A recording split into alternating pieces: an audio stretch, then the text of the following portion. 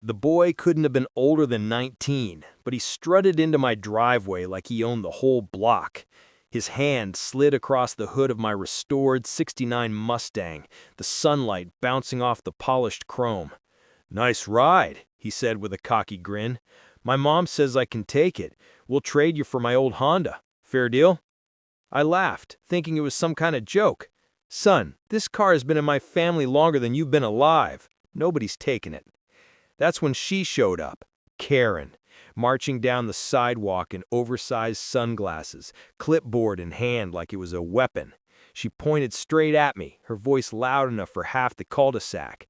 "Don't argue with him. That car belongs to us now. I already spoke to the HOA. If you don't hand it over, we'll make sure you're removed from this neighborhood." The neighbors peeked from their porches, whispers buzzing. She wasn't bluffing either. Karen had pulled this kind of stunt before, but never this bold. I stepped closer, locking eyes with her. "Lady, this is my car on my property. You've got no authority here." She smirked, already pulling out her phone. "That's what you think, but you'll learn the hard way. I'm calling the cops. Let's see what you say when they put you in cuffs." I leaned against the Mustang, arms crossed, and muttered just loud enough for the neighbors to hear, "She's calling the cops. On the cop." Her son frowned. "What's that supposed to mean?" I smiled. "You'll find out when the sirens get here." Karen paced the edge of my driveway, phone pressed tight against her ear. "Yes, officer, hurry! A dangerous man is threatening me and my son. He's refusing to give us our car. He looks unstable." Her voice rose with fake panic, her son nodding like a backup actor in her drama. I didn't move, just leaned against the Mustang, polishing the side mirror with a cloth. A couple neighbors gathered across the street, whispering to each other. One of them muttered, "She's gone too far this time." Within minutes, red and blue lights flashed at the end of the block. Two cruisers rolled in, tires crunching against the pavement. Karen's smirk widened. She clutched her son's arm and said, loud enough for everyone to hear, "Finally, now he's going to jail." The officers stepped out, hands resting near their belts. One of them eyed me carefully. "Sir, we've had a call about a stolen vehicle and threats made against this woman and her son. Can you explain?"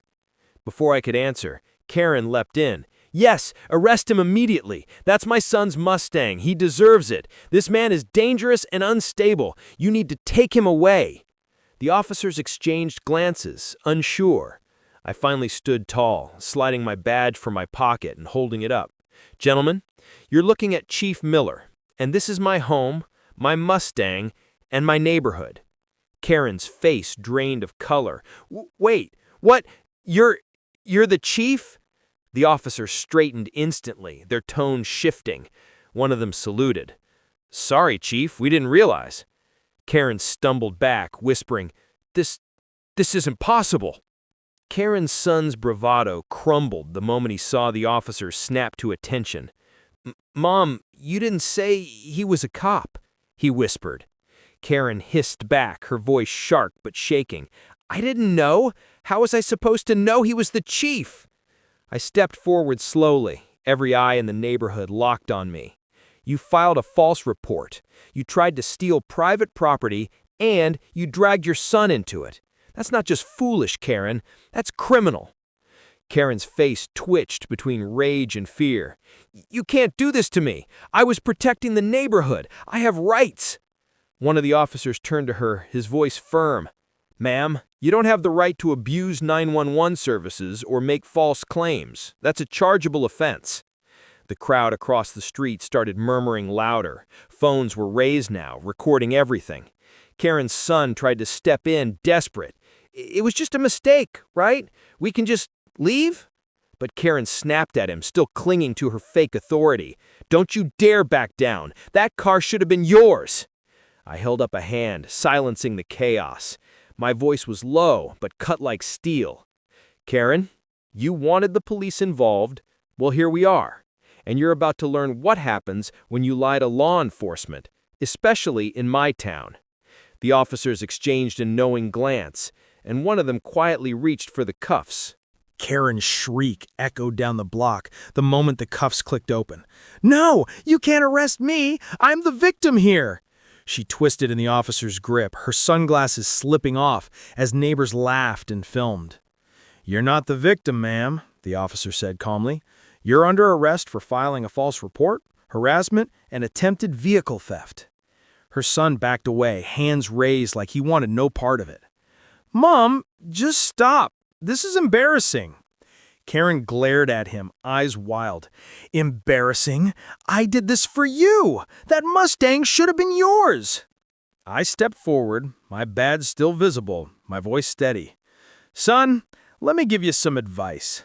A real man earns what he drives. He doesn't send his mom to steal it for him." The kid's face turned red, but he stayed silent. Karen tried one last plea, looking around desperately. "Someone stop this!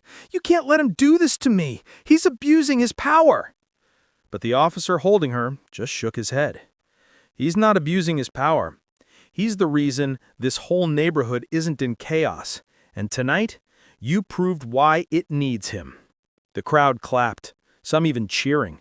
One neighbor called out, "Finally! About time she got what she deserved." I looked back at my Mustang, the paint gleaming under the sunset, and said one line that made the entire block erupt. "I didn't become chief to take cars. I became chief to protect them. And no one's taken mine." Karen's protests faded as the cruiser door slammed shut, her face pressed against the window while the lights painted her shame across the street. The neighbors didn't even hide their relief. One woman clapped her hands together and said, "Guess the queen of the cul-de-sac finally got dethroned." Her son lingered on the sidewalk, shifting uncomfortably. For the first time all night, he looked small, not entitled. "Chief, I didn't know she was going to do all that.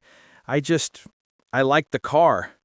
I studied him for a moment, then tossed him the rag I'd been using to polish the Mustang. "If you like it that much, learn to work for it. Respect it. Don't steal it." He caught the rag, staring down at it, shame and realization mixing on his face. He didn't argue. He just nodded and walked off, quieter than he came. The officers finished up, shaking my hand before leaving. One of them said, "Chief, I got to admit, she picked the wrong driveway tonight." When the street finally emptied, I leaned against the hood of my Mustang. The same car my father taught me to drive, the same car I rebuilt bolt by bolt after my first deployment. The engine was more than metal.